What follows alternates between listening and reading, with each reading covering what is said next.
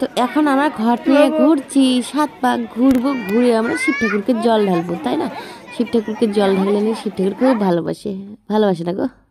তারপরে এই যে আমাকে দেখা পাচ্ছ, এই যে আমি এই যে তো আমি এখানে এসে গেলাম, আরও ঘুরবো। আর বিউটিকে বলছি হাঁটছি আর কি করছি, আর কিন্তু একটা অশান্তি লাগছে আমার সামনে যাতে ফিরে আসে এরকম বলতেছি আর ঘুরছি। আর অ্যাকচুয়ালি কি অঞ্জুর কথা বারবার মিস করছি, অঞ্জু এখন আসে নাই।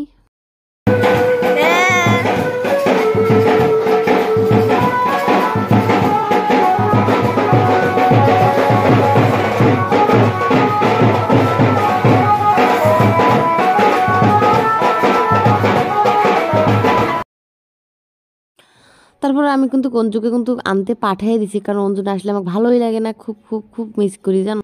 আমার এক দাদা ভাই চলে গেছে আনতে। তারপরে সাত ঘোরানি কমপ্লিট হয়ে গেছে। তারপরে এই দিকে দেখো সবাই মিলে একে ঝাঁই ঝুন পালে ওই পাকে শিব ঠাকুরকে মাথার মধ্যে গপ গবার জল ঢালছে। শিব ঠাকুর কি শান্তি হচ্ছে না না সেটাও জানি না। আর আমি ওইখানে দাঁড়িয়ে আছি, ধূপকাঠি লাগাবো। এই যে দেখো দাঁড়িয়ে আছি, দেখা যাচ্ছে এই যে আমি এই যে ধূপকাঠি দেখা হাসছি, এই যে হাসছি, ওর সঙ্গে কথা বলছি, এই যে দেখো না।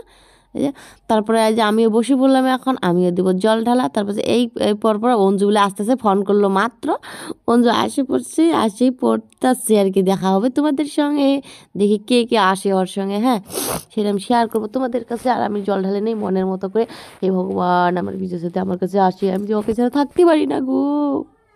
কি কেলমেল শুরু হয়েছে, তার জন্য দেখো ভয়ে যেয়ে বেশিরভাগ বলছি না, তাছাড়া না হয় না জানো। তাও একটু শেয়ার করবো তোমাদের কাছে। কেলমেল না আসলে তোমাদের কাছে হয়তো ভালো লাগবে না, তাই না?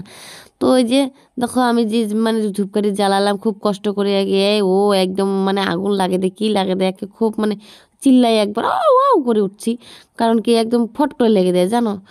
চলো এই যে এখন ঢালা হয়ে যাবো। আর একটু চলো একটা জোগাড় দেওয়া শোনাই তোমাদের কাছে।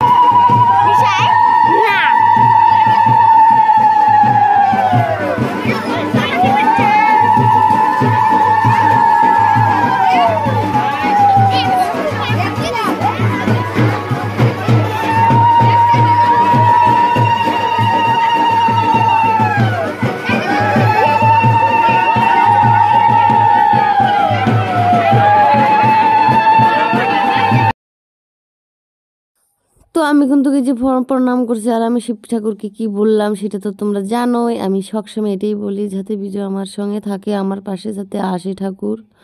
আমাকে ছাড়া যে ও কেমনে আসে জানি না, কারণ আমাকে তো ও খুব ভালোবাসে, তাও যে কেমনে আসে জানি না। কিন্তু আমি থাকতে পারি না, আমার খুব খুব কষ্ট হয়। আমি কিন্তু ভালোবাসি ওকে, খুব খুব ভালোবাসি মন ভরে, জানো সেটা কিন্তু ও ভালো করেই জানে। তার জন্য সেটা হয়, তার কপালে এটাই হয়। ছাই যত যাকে ভালোবাসে না, তার কপালে ভালো জুটে না, তার কপালে ধোকায় জুটে, তাই না? তার জন্য আমার কপালে সেটাই জুটছে। আমি সবসময় এটাই ভাবি যে মেয়েরার একবারেই বিয়ে হয়, সবার একবারেই বিয়ে হয়, সেটা আমি বারবার ভাবি।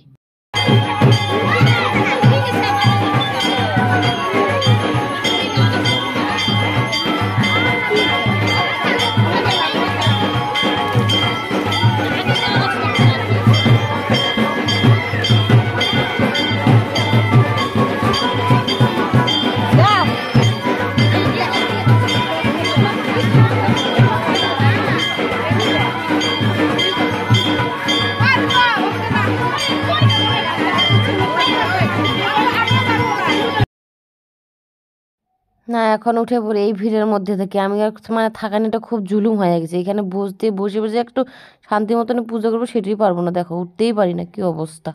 তো চলো তাও ধূপকাঠি নিয়ে নিলাম। ওইখানে যে একটা গরু ঠাকুর আছে, গরু ওই যে ওকে একটু প্রণাম করি, চলো প্রণাম করে চলে যাবো গা। দেখি অঞ্জুরা বোধহয় এসেছে, রাস্তায় হয়তো দাঁড়িয়ে আছে, ফোন করতেছে বারবার যে আছি, কারণ আমার কাছে চাবি আছে। তো এইখান থেকে কি করে তারপর সে যে কপালে কি মন্ত্র কয়া অঞ্জলি দেয় নাকি, সেটা দিয়ে তারপরে প্রসাদ খেয়ে বাড়িতে যাব। 7 পাক ঘোরানোটা হয়ে গেল আর জল দেওয়ানিটা হয়ে গেল। তারপর সে মন্ত্র করবো আর কপালে কি দেয়, তিলক দিয়ে দিবে হয়তো, তিলক দিব আর বাড়িতে খেয়ে দিয়ে চলে যাবো গা। অতটুকু আছে আর কি বাকি। তো দেখি এখন অঞ্জুরা আসলো নাকি। হ্যাঁ অঞ্জুরা এসে গেছে। নাম না ধননি না, ব্যাগটা এই জায়গায় দিলে না হইলো হয়, ওই কিসের মধ্যে।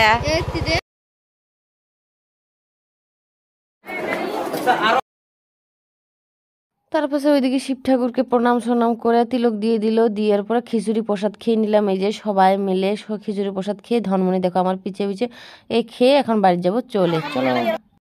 তো বন্ধুরা আমাদের প্রসাদ খাওয়া কমপ্লিট হয়ে গেল, এখন আমরা বাড়িতে যাচ্ছি। এই যে অঞ্জু তো এসে গেছে, খুব ভালো লাগছে তাই না? ধনও আছে, এই যে আমার ধন।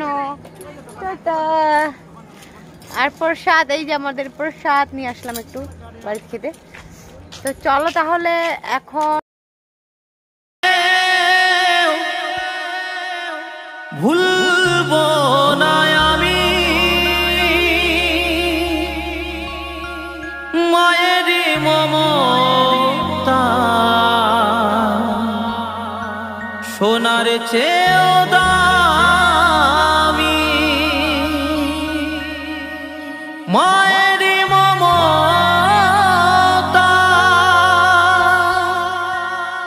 সোনার চেয়েও দামি।